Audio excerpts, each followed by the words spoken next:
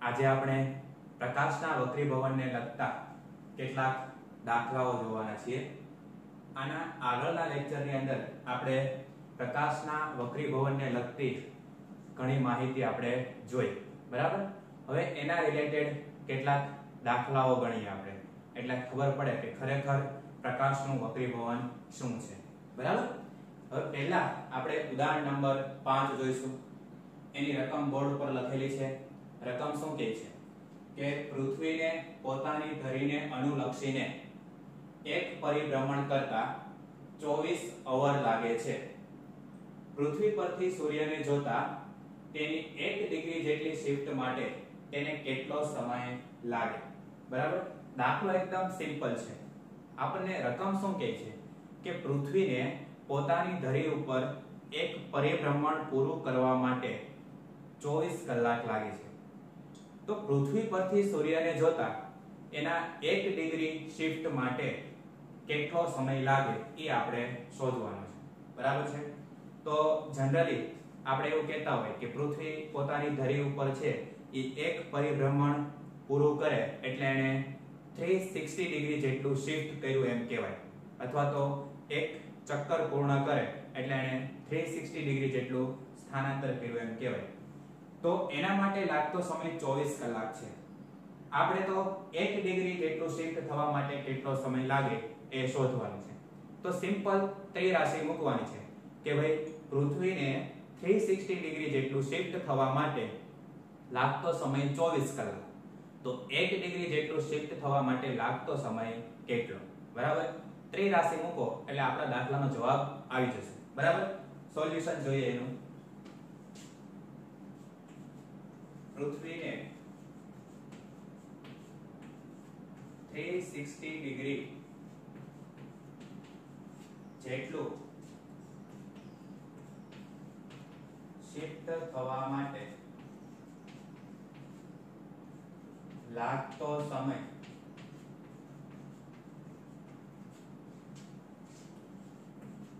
24 કલાક છે, બરાબર।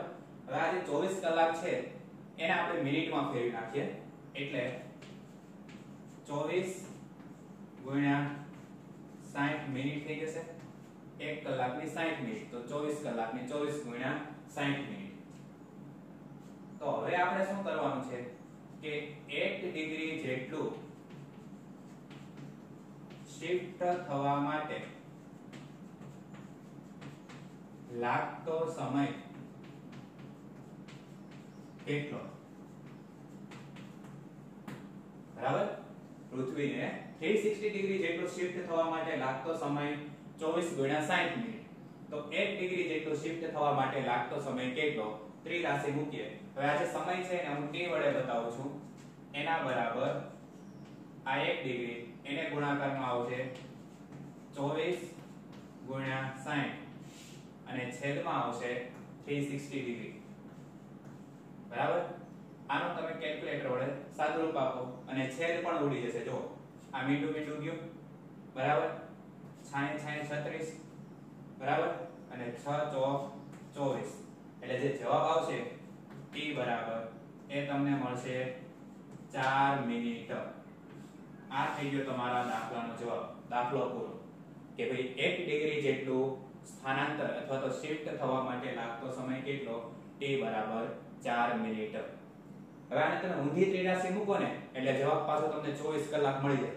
તમે ત્રિરાશિ એમ મૂકો કે 1 ડિગ્રી જેટલું શિફ્ટ થવા માટે લાગતો સમય 4 મિનિટ, તો 360 ડિગ્રી જેટલું શિફ્ટ થવા માટે લાગતો સમય કેટલો, તો તમને 24 કલાક મળી જશે, બરાબર છે। એટલે આપણો અહીંયા દાખલો ઉદાહરણ નંબર 5 પૂરો, બરાબર।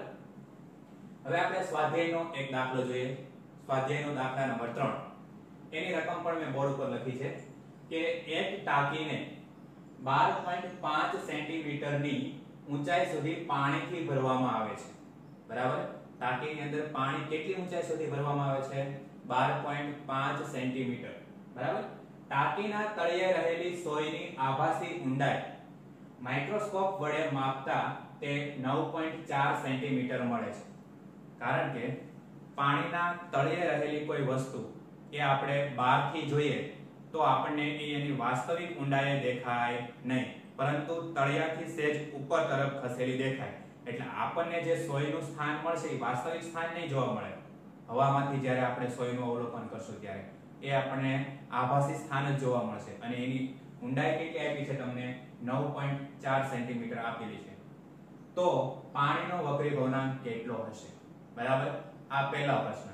પછી એની આગળ કીધું છે કે જો 1.63 વક્રી ભવનાંક ધરાવતા પ્રવાહીને પાણીના બદલે તેટલી જ ઊંચાઈએ ભરવામાં આવે તો સોય પર ફરીથી માઇક્રોસ્કોપને કેન્દ્રિત કરવા માટે તેને કેટલા અંતરે ખસેડવું પડે?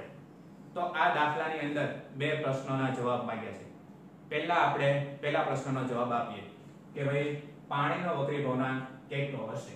બરાબર, તો સોલ્યુશન આપણે કરીએ.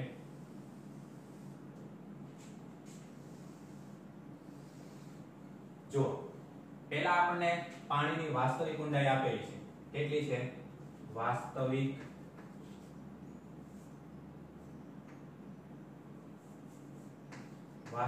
ઊંડાઈ.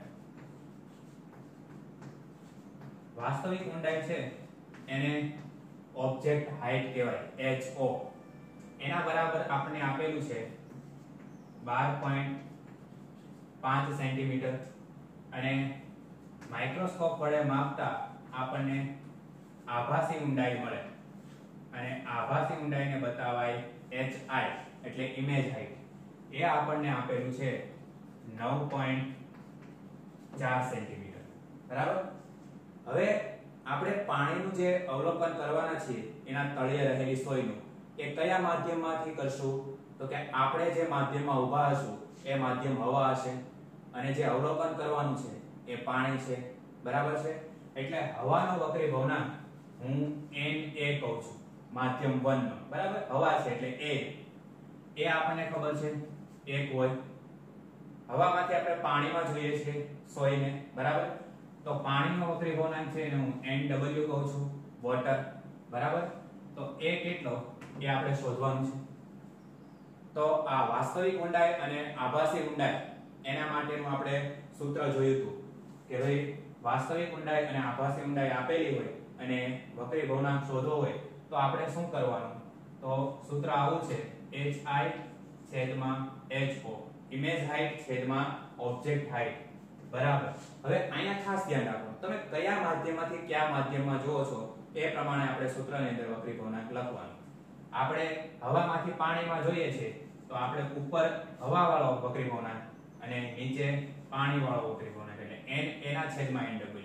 જો તમે પાણીમાંથી હવામાં જોતા હોય તો આપણે NW ઉપર લખવું પડે ને NA નીચે, પણ અહીંયા એવું નથી. અહીંયા આપણે શું કરીએ છીએ? હવામાંથી પાણીમાં જોઈએ એટલે NA ઉપર અને NW નીચે. બરાબર, હવે આપણે શોધવાનું શું? NW. તો એને સૂત્રનો કરતા બનાવવું તો NW બરાબર HO આ બાજુ જશે, HI છે છેદમાં આવશે તો NA એને ગુણ્યા આ બાજુ HO છેદમાં આ બાજુ આવે તો ગુણાકાર અને આ બાજુ HI ગુણાકારમાં આ બાજુ આવે તો ભાગાકારમાં. બરાબર, તો આ તમને પાણીનો વક્રી ભવનાંક શોધવા માટેનું સૂત્ર મળી ગયું. ચાલો બધી કિંમત મૂકી દો. NW બરાબર NA કેટલું આપ્યું છે? 1. આ તમારે યાદ રાખવાનું, હવાનું વક્રી ભવનાંક 1 હોય. HO એ કેટલું આપ્યું છે? 12.5 સેન્ટીમીટર છેદમાં HI કેટલું આપ્યું છે? 9.4 સેન્ટીમીટર. હવે એકમ લખવાની જરૂર નથી, ઉપર એ સેન્ટીમીટર અને નીચે સેન્ટીમીટર એટલે કેન્સલ થઈ જાય. અને આમ પણ વક્રી ભવનાંક એ છે પરિમાણ રહિત, એને એકમ હોય નહીં. તો આનો તમે કેલ્ક્યુલેટર વડે ભાગાકાર કરશો એટલે જવાબ આવશે 1.33 જે પાણીનો વક્રી ભવનાંક છે. આગળ પણ 10મા ધોરણની અંદર તમારે આવી ગયું પાણીનો વક્રી ભવનાંક 1.33 છે. ક્લિયર થઈ ગયું પહેલો પાર્ટ? ઓકે. હવે આગળ રકમમાં શું કીધું છે કે જો 1.63 વક્રી ભવનાંક ધરાવતા પ્રવાહીને પાણીના બદલે ભરવામાં આવે, બરાબર, અને તેટલી જ ઊંચાઈએ ભરવામાં આવે તો સોય પર ફરીથી માઇક્રોસ્કોપને કેન્દ્રિત કરવા માટે તેને કેટલા અંતરે ખસેડવું પડે? હવે કેટલા અંતરે ખસેડવું પડે એ તો પછીની વાત છે. એના પહેલા આપણે અહીંયા આભાસી ઊંડાઈ શોધવી પડશે. જો કઈ રીતે વાસ્તવિક ઊંડાઈ તો એની જ છે, તમને કહી દીધું છે કે તેટલી જ ઊંચાઈએ ભરવામાં આવે છે, એટલે વાસ્તવિક ઊંડાઈ કેટલી થઈ HO બરાબર 5 સેન્ટીમીટર. આ થઈ ગયો આપણો પહેલા પ્રશ્નનો જવાબ. બરાબર. અહીંયા હું બીજા પ્રશ્નનો જવાબ લખું છું. બીજા પ્રશ્નમાં પણ વાસ્તવિક ઊંડાઈ એની જ રહેવાની, એ બદલાવાની નથી. એટલે આપણે લખીએ વાસ્તવિક ઊંડાઈ HO બરાબર 12.5. HO બરાબર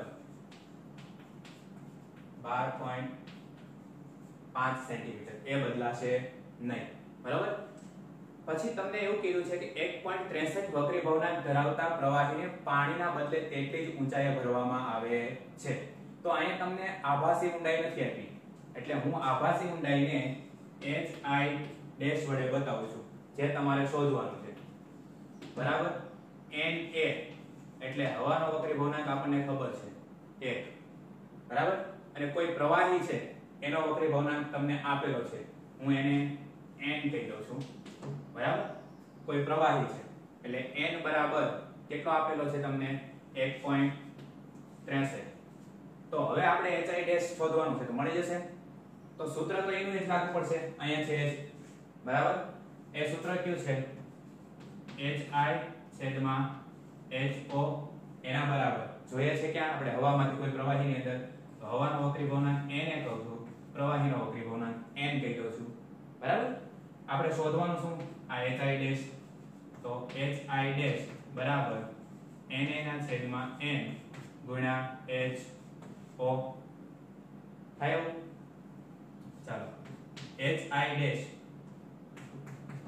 n એ કેટલું 1, કોઈ પ્રવાહી આપેલું છે એનો વક્રી ભવનાંક કેટલો 1.63, એને ગુણાકારમાં HO એ કેટલું આપ્યું છે 12.5 સેન્ટીમીટર.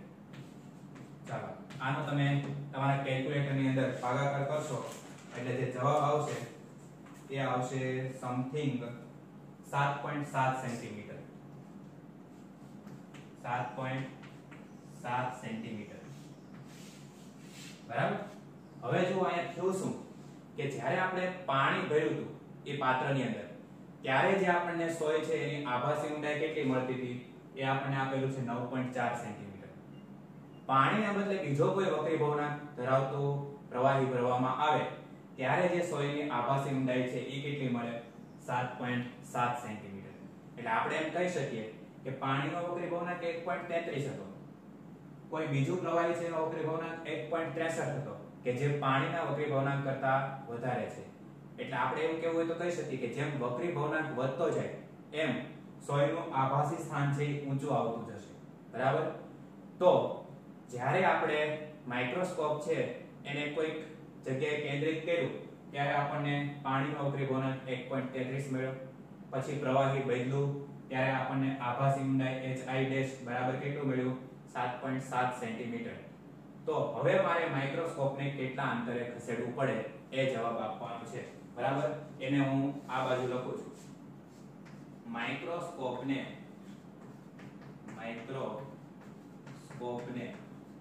ચલો શરૂઆતમાં કેટલા અંતરે રાખેલું હતું 9.4 સેન્ટીમીટર અંતરે. બરાબર. તો 9.4 સેન્ટીમીટર માઈનસ પછી આભાસી ઊંડાઈ કેટલી આવી 7.7 સેન્ટીમીટર. તો 7.7 સેન્ટીમીટર બરાબર કેટલો જવાબ આવે 9.4 માંથી 7.7 બાદ કરશો એટલે તમને જવાબ મળશે 1.7 સેન્ટીમીટર. 1.7 સેન્ટીમીટર આટલા અંતરે ખસેડવું પડે. આ ખાસ સમજવા જેવું છે કે શરૂઆતમાં જ્યારે પાણી ભરેલું હતું ત્યારે આપણે સોયને જોવા માટે 9.4 સેન્ટીમીટરના અંતરે માઇક્રોસ્કોપ મૂકેલું હતું. પાણીના બદલે બીજું કોઈ પ્રવાહી ભરવામાં આવ્યું. બરાબર. ત્યારે આપણે માઇક્રોસ્કોપને છે એ 9.4 સેન્ટીમીટર અંતરે મૂકેલું હતું, એના કરતા આપણે શું કરવું પડશે 1.7 સેન્ટીમીટર જેટલા અંતરે માઇક્રોસ્કોપને ખસેડવું પડશે. બરાબર. તો આ થઈ ગયો તમારો દાખલા નંબર સ્વાધ્યાયનો ત્રીજો. બરાબર. તો આ રીતે આખા બંને દાખલા આપણે સોલ્વ કરી શકીએ છીએ. બંને તમારા બુકની અંદર લખી નાખો, ત્યાર પછી આપણે બીજા બે દાખલા જોઈએ. બરાબર? હવે મિત્રો આપણે સ્વાધ્યાયનો દાખલા નંબર 4 જોઈએ. એની રકમ શું કહે છે કે હવામાં ગતિ કરતું કિરણ કાચ હવા અને પાણી હવાની સપાટીએ રચેલા લંબ સાથે 60 ડિગ્રીના ખૂણે આપાત થાય છે, જે આકૃતિમાં દર્શાવેલ છે. પાણી કાચની આંતર સપાટીએ રચેલા લંબ સાથે પાણીમાં 45 ડિગ્રીનો કોણ હોય ત્યારે કાચમાં વક્રીભવન કોણનું મૂલ્ય કેટલું હોય? તો આ જે રકમ લખેલી છે એ જ રકમ અહીંયા આકૃતિમાં બતાવી છે. પહેલી લાઈન શું કહે છે કે હવામાં ગતિ કરતું કિરણ કાચ હવા અને પાણી હવાની સપાટીએ રચેલા લંબ સાથે 60 ડિગ્રીના કોણે આપાત થાય છે. તો પહેલી આકૃતિ છે એ અહીંયા જો નીચેનું માધ્યમ હવા છે, ઉપરનું માધ્યમ કાચ છે. એટલે ગતિ ક્યાંથી કરે છે? હવામાંથી કાચમાં. ત્યારે જે આ લંબ સાથે બનાવેલો આપાત કોણ કેટલો છે? 60. આ પહેલી આકૃતિ. બીજી આકૃતિમાં શું થાય છે કે હવામાંથી કાચમાં પ્રવેશે છે, સોરી હવામાંથી પાણીમાં પ્રવેશે છે, ત્યારે એને લંબ સાથે બનાવેલો ખૂણો કેટલો? 60 ડિગ્રી. બરાબર છે?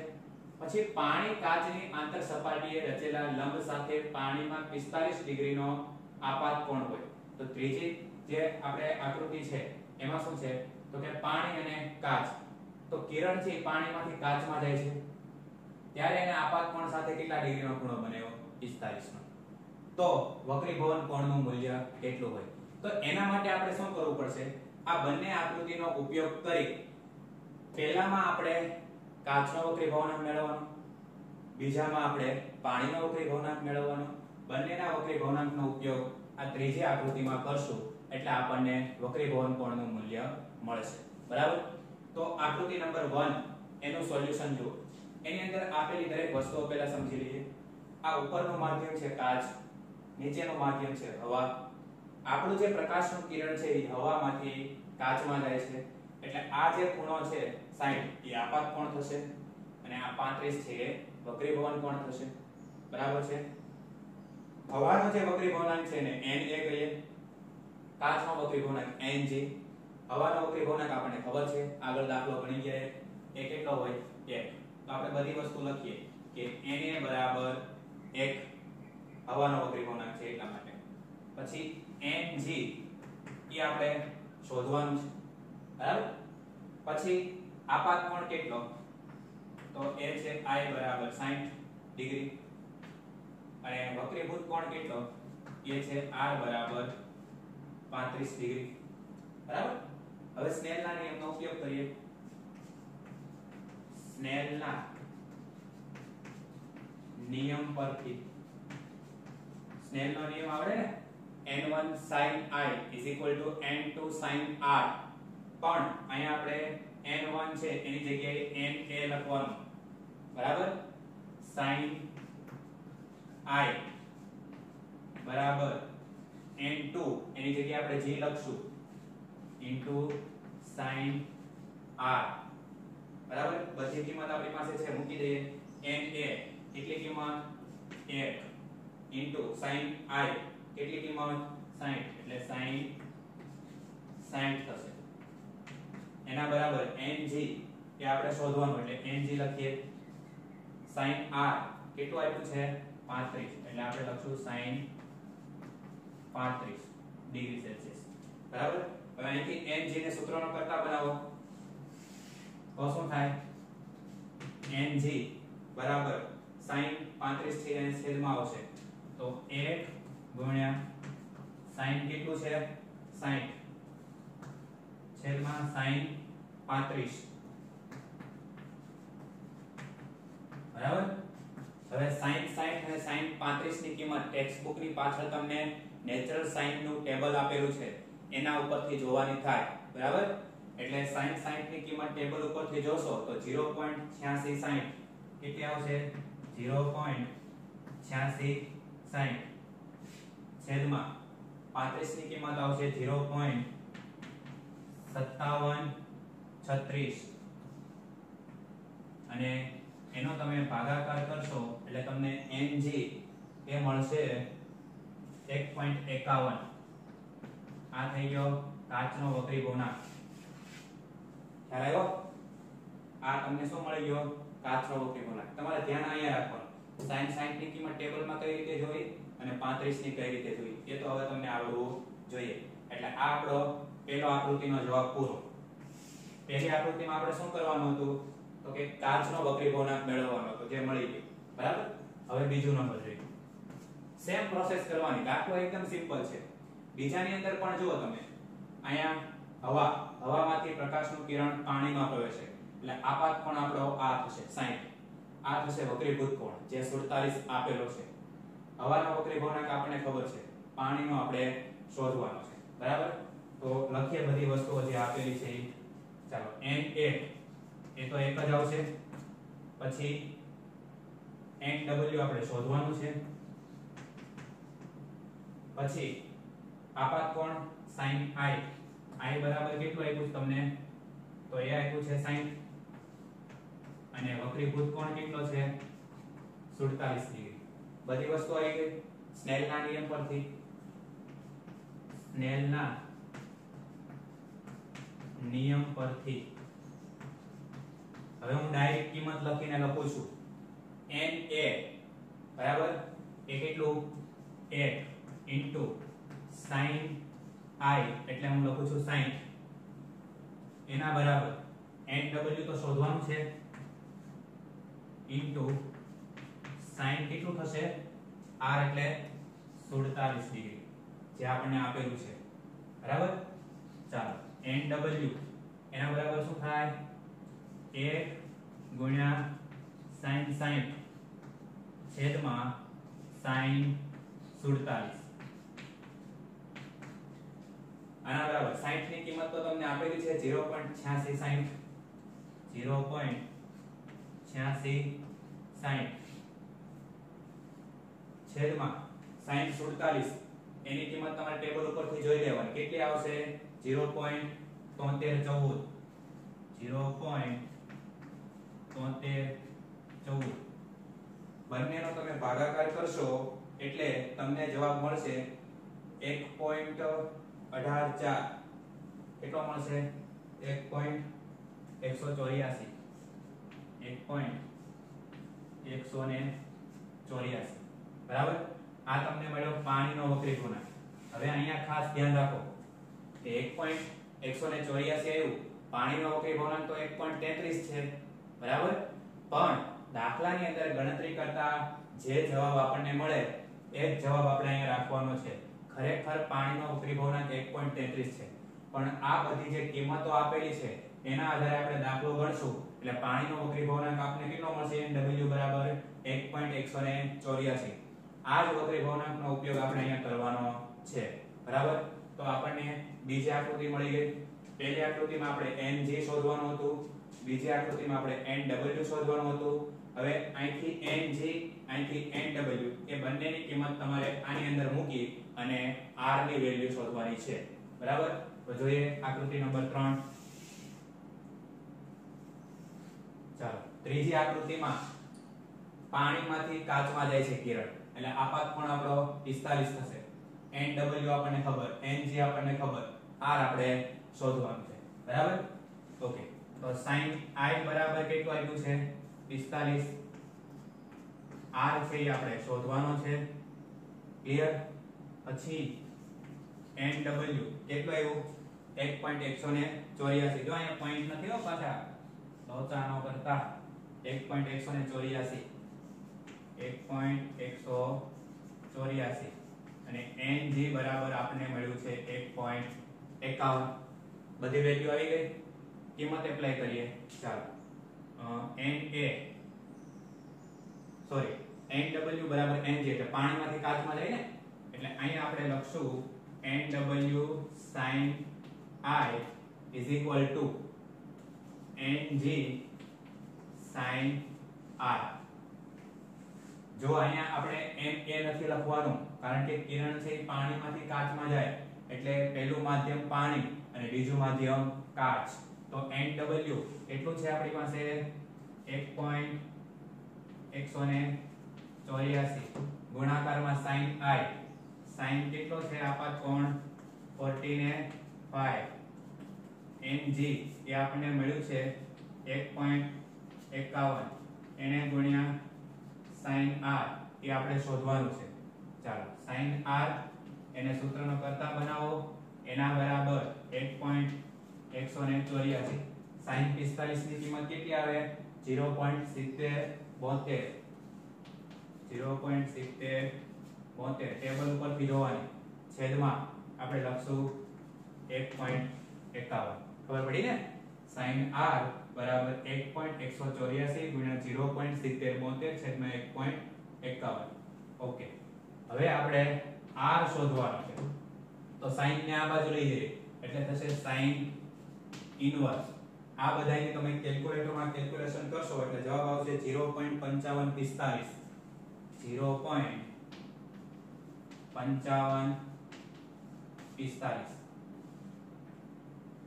ખ્યાલ આવ્યો આપણે r શોધવાનું છે એટલે sin ને હું આ બાજુ લઈ ગયો એટલે sin ઇનવર્સ આ બધાને તમે કેલ્ક્યુલેટર ની અંદર કેલ્ક્યુલેશન કરશો એટલે જવાબ આવશે 0.5545 હવે તમે આ ઇનવર્સ છે એટલે તમારે ડિગ્રી ની અંદર આને મૂલ્ય ફેરવવું પડે એ પણ નેચરલ સાઇન એ કોષ્ટક ની અંદર તમને મળી જાય અને એ r નું મૂલ્ય આવશે 38.8 ડિગ્રી બરાબર જે વક્રીભૂત કોણ છે આપણે કેટલો મળશે 38.8 ડિગ્રી તમારી જે ટેક્સ્ટ બુક છે એની પાછળ જે જવાબ આપ્યો છે એ 38 ડિગ્રી આપ્યો છે પણ એ 38 ડિગ્રી ક્યારે મળે કે જ્યારે આપણને પાણીનો વક્રીભવનાંક 1.33 મળતો હોય ત્યારે પરંતુ અહીં આપણે જે કિંમત દાખલાની અંદર આવે એ જ આપણે અહીં એપ્લાય કરવાની છે એટલે આપણે પાણીનો વક્રીભવનાંક 1.33 ના બદલે 1.184 મૂકવાનું એટલે જે આપણને જવાબ મળશે એ r બરાબર 38.8 ડિગ્રી બરાબર એટલે આ રીતે આપણે આખો દાખલો સોલ્વ કરી શકીએ છીએ વ્યવસ્થિત તમારી બુકની અંદર લખી નાખો ત્યાર પછી એક નાનો એવો દાખલો છે એની ચર્ચા કરીએ હવે મિત્રો આપણે સ્વાધ્યાયનો દાખલા નંબર 16 નો જોઈએ એની રકમ શું છે કે ટેબલની સપાટી પર જડેલી નાની પિનને 50 સેન્ટીમીટર ઊંચાઈથી જોવામાં આવે છે એક ટેબલની સપાટી છે એની ઉપર એક પિનને જડી દીધેલી છે અને ઈ પેનને 50 સેન્ટીમીટર ઊંચાઈથી જોવામાં આવે છે આ જ બિંદુએ ઉપરથી બિંદુથી ટેબલની સપાટીને સમાંતર રાખેલા 15 સેન્ટીમીટર જાડાઈના કાચના સ્લેબમાંથી તેને જોતા પિન કેટલી ઊંચે આવેલી દેખાશે બરાબર કાચનો વક્રીભવનાંક 1.5 છે ઉપર મેળવેલ જવાબ સ્લેબના સ્થાન પર આધાર રાખે બરાબર એ તો પછીની વાત છે પહેલા આપણે આખી રકમ છે એને આકૃતિ દ્વારા સમજવાની ટ્રાય કરીએ સમજી લો કે આ એક આપણું ટેબલ છે આ રીતે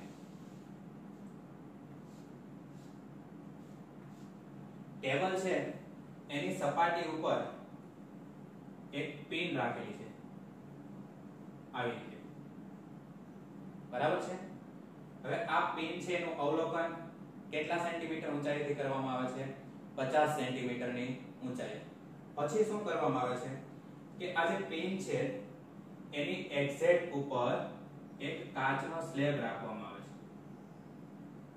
આ રીતે આ જે કાચનો સ્લેબ છે એની જાડાઈ આપણે કેવી હોય તો કહી દઈએ t જે કેટલી આપેલી છે 15 સેન્ટીમીટર બરાબર છે સૌથી પહેલા કર્યું શું એક ટેબલ લીધું ટેબલની સપાટી ઉપર એક પિનને જડી દીધેલી છે એનું અવલોકન 50 સેન્ટીમીટરથી કરવામાં ત્યાર પછી 15 સેન્ટીમીટર જાડાઈનો એક સ્લેબ છે ટેબલની ઉપર મૂકવામાં આવે છે અને પછી એનું અવલોકન ફરી પાછું લેવામાં આવે છે તો અહીંયા પહેલા શું થશે કે ભાઈ શરૂઆતમાં છે એ 50 સેન્ટીમીટર અંતરેથી જોવામાં આવે પછી કાચ મૂકી અને જોવામાં આવે તો કાચ મૂક્યા પછી આ જે પેન છે એની વાસ્તવિક ઊંડાઈ કેટલી તો એ આપણે કહીશું 15 સેન્ટીમીટર પછી આપણને ખબર છે કે કોઈ પણ વસ્તુ ધારો કે કોઈ લખેલું પુસ્તક છે એની ઉપર તમે કાચ મૂકો તો એની જે વાસ્તવિક ઊંડાઈ છે એના કરતા અક્ષર છે તમને ઉપસેલા દેખાશે બરાબર એટલે એની વાસ્તવિક ઊંડાઈ કરતા સહેજ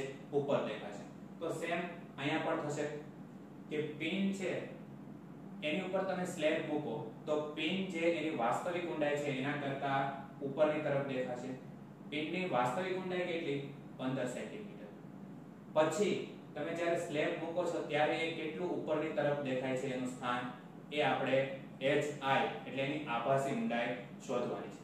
બરાબર છે? તો જોઈએ પિનની વાસ્તવિક ઊંડાઈ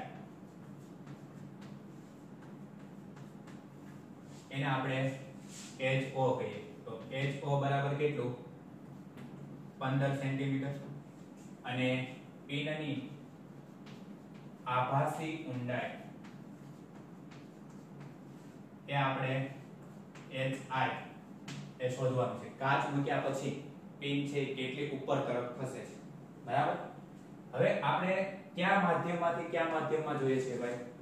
તો હવામાંથી કાચમાં જોવાનું છે. ખ્યાલ આવે ને? આપણે જે અવલોકન કાચ છે એ હવામાં છે અને અવલોકન શેમાં કરે? કાચમાં. તો હવાનો વક્રી ભવનાંક Na બરાબર 1, કાચનો વક્રી ભવનાંક Ng બરાબર 1.5 જે આપણને આપેલો છે. એટલે નિરીક્ષણ ક્યાંથી ક્યાં કરવામાં આવે છે? હવામાંથી કાચમાં એટલે Na માંથી Ng. બરાબર? Na વક્રી ભવનાંક વાળા માધ્યમમાંથી Ng વક્રી ભવનાંક વાળા માધ્યમમાં આપણે અવલોકન કરીએ છીએ. સૂત્ર આપણને ખબર છે HI છેદમાં HO. Na માંથી Ng માં જોવામાં આવે એટલે Na ઉપર છેદમાં Ng. આપણે HI શોધવાનું છે. સો HI બરાબર Na છેદમાં Ng into HO. બરાબર? ચાલો તો HI Na એટલે 1 છેદમાં Ng એટલે 1.5 into HO એટલે આવશે 15. બરાબર? હવે આને તમારે ડાયરેક્ટ લખવું હોય તો લખી શકાય. આ 1.5 છે એને મારે 15 લખવા હોય તો લખી શકું છેદમાં 10 કરીને. તો 1 ના છેદમાં 15 એના છેદમાં 10 એને ગુણ્યા 15. બરાબર? તો આ 15 કેન્સલ અને છેદનો છેદ અંશમાં તો બરાબર 10 સેન્ટીમીટર. કેટલું આવશે? 10 સેન્ટીમીટર. તો આ તમને મળી ગયું પિનનું આભાસી સ્થાન. હવે પિન કેટલી ઉપર ખસેલી દેખાય એ આપણે શોધીએ. પિનનું સ્થાન કેટલું આવશે? વાસ્તવિક સ્થાન કેટલું? 15 સેન્ટીમીટર. આભાસી સ્થાન કેટલું? 10 સેન્ટીમીટર. તો પિનનું સ્થાન બરાબર આપણે શું કરવું પડશે? વાસ્તવિકમાંથી આભાસી બાદ કરી નાખવાનું. HO HI. તો એના બરાબર કેટલું આવશે? 15 - 10 બરાબર 5 સેન્ટીમીટર. તો પિન છે એ આપણને 5 સેન્ટીમીટર ઉપર તરફ ખસેલી દેખાશે. બરાબર? એટલે જવાબ મળી ગયો. પિન કેટલી ઊંચે આવેલી દેખાશે? તો પિન છે એ આપણને એની વાસ્તવિક ઊંડાઈ કરતા 5 સેન્ટીમીટર ઊંચે આવેલી દેખાશે. ફરીવાર આખો દાખલો સમજી લો. પિનની વાસ્તવિક ઊંડાઈ આપણને કાચ સહિત કેટલી? 15 સેન્ટીમીટર. કાચ મૂકો એટલે પિન છે એ કેટલી ઊંચી દેખાશે એ આપણે શોધવાનું. એનું આભાસી સ્થાન. હવાનો વક્રી ભવનાંક 1, કાચનો વક્રી ભવનાંક 1.5. આપણે હવામાંથી કાચમાં અવલોકન કરીએ છીએ એટલે HI/HO બરાબર Na/Ng. તો છેલ્લે આપણને જે HI મળે છે એ 10 સેન્ટીમીટર. એટલે કે પિનનું જે આભાસી સ્થાન છે એ આપણને મળી ગયું. પણ ખરેખર કેટલી ઊંચી દેખાય છે? તો જે એનું વાસ્તવિક સ્થાન છે એમાંથી આભાસી સ્થાન આપણે બાદ કરવાનું. એટલે 15 - 10 એટલે 5 સેન્ટીમીટર ઊંચે આવેલી દેખાશે. બરાબર? પછી આપણે કીધું ઉપર મેળવેલ જવાબ છે સ્લેબના સ્થાન પર આધાર રાખે? તો બિલકુલ નહીં રાખે. કારણ કે આ જે સ્લેબ છે એ તો આપણે ટેબલની સપાટીને એકદમ એક્ઝેક્ટ અડીને મૂકેલો છે. બરાબર છે? એટલે આપણો જે જવાબ છે એ સ્લેબના સ્થાન ઉપર આધાર રાખશે નહીં. એટલે નીચે વાક્ય લખી દઈએ કે સ્લેબના સ્થાન પર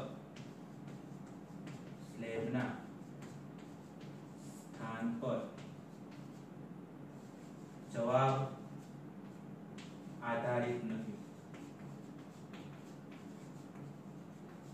ખ્યાલ આવી ગયો? કારણ કે સ્લેબ તો આપણે ટેબલ ઉપર છે એ મૂકી દીધો છે. પછી સ્લેબ છે એ હલવાનો નથી એની જગ્યાએ. એટલે સ્લેબના સ્થાન ઉપર આપણો જવાબ આધારિત નથી. ખ્યાલ આવી ગયો આખા દાખલાની અંદર? બીજું કે આ દાખલાને તમારે બીજી એક રીતથી સોલ્વ કરવો હોય તો કરી શકાય. બરાબર છે? એ જૂની ટેક્સ્ટ બુક તમારી છે એની અંદર એનું સૂત્ર આપેલું છે કે x બરાબર t કૌંસમાં 1/1/n. આ સૂત્ર છે એ તમને જૂની ટેક્સ્ટ બુકમાં આપેલું છે, આ નવી ટેક્સ્ટ બુકમાં નથી. આ x શું છે તો સ્થાનમાં થતો ફેરફાર, t છે એ જાડાઈ છે, n છે એ વક્રી ભવનાંક છે.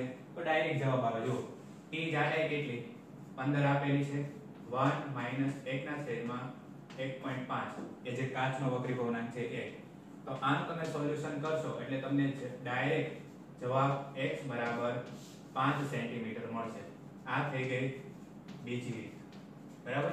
જે તમને જૂની ટેક્સ્ટ બુક ની અંદર આ સૂત્ર આપેલું છે. તો તમારે તો JEE કે નીટ ની અંદર આવો પ્રશ્ન પૂછાય તો આ સૂત્ર વાપરવાનું, બાકી બોર્ડ ની એક્ઝામમાં તમારે આ સૂત્ર વાપરવાનું થાય. બરાબર? એટલે બીજી રીત પણ એકદમ ઈઝી છે કે x બરાબર t 1 - 1/n. t છે એ જાડાઈ કાચની કેટલી આપી છે 15 અને 1 એમનો -1/1.5 એ કાચનો વક્રી ભવનાંક. એટલે ડાયરેક્ટ x બરાબર 5 સેન્ટીમીટર જવાબ આવે. બરાબર? તો આજે આપણે એટલું રાખીએ છીએ. નેક્સ્ટ ટાઈમ આપણે એક નવા ટોપિક સાથે મળીશું. ત્યાં સુધી જય હિન્દ, જય ભારત.